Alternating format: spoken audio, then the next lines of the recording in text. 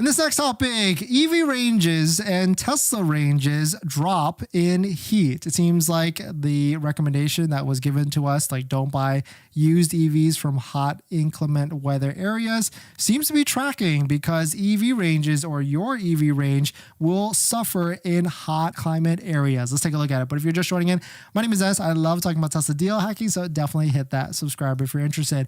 Shout out to Car Dealership Guy. They posted this: EV ranges drop in heat. Here's the first article. Hot weather, not a big concern for EV drivers, but top line, summer can have a negative impact on electric vehicle driving ranges, just like winter. Unlike cold weather, however, new data suggests that most consumers won't notice the impact. Taking a look at here, range loss by temperature. You can see, depending on where you're at in the country, like going to like the Arizona area or Nevada areas, you can see California, no change, but even like when you're in the 83-degree area, you're going to lose 2.8% of range. Going to Texas, even 25% of range, 31% of range. You can see as the temperature goes up to 95 degrees, you're going to lose about 15% of range, and at 100 degrees, you're going to lose 31% of range. So these certainly sound like scary numbers, and these numbers are coming from Recurrent, which is the leader, I would say, in tracking all these battery performances on electric vehicles.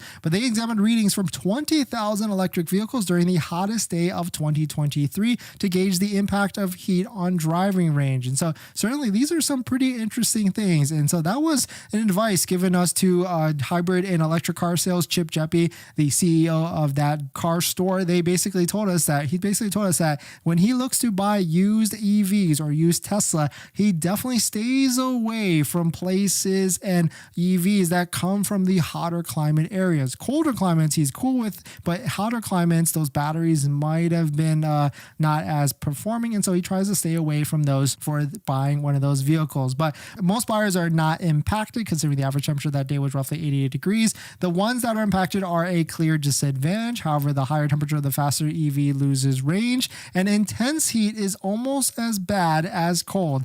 As it's most intense, the impact of heat on driving range is comparable to that of cold weather. Recurrent's previous study on the effects of climate EVs found that they lose around 30% of range in freezing temperatures. So this really kind of sums up that EVs in like California, and that's probably why there's so many Teslas in California, they seem to do the best in that mid to range climate and temperature. But definitely some pretty interesting stuff. Let me know what your thoughts are. Let me know what you're thinking. My kind of stance on electric vehicles, it's just like technology. It's very cyclical, and so I really don't plan on owning an electric vehicle or even a Tesla that long term. Even in fact, this Model X that we've owned so far, we've owned it like a year and a half, and that's the longest we've owned a Tesla. That's the longest we've owned a lot of different vehicles for a year and a half. Well, mostly it's around average about a year, and so certainly if you can cycle out, but then I always like to try new things, and so certainly that would be my recommendation, because the technology does get stale, and there's always going to be a newer and later and greater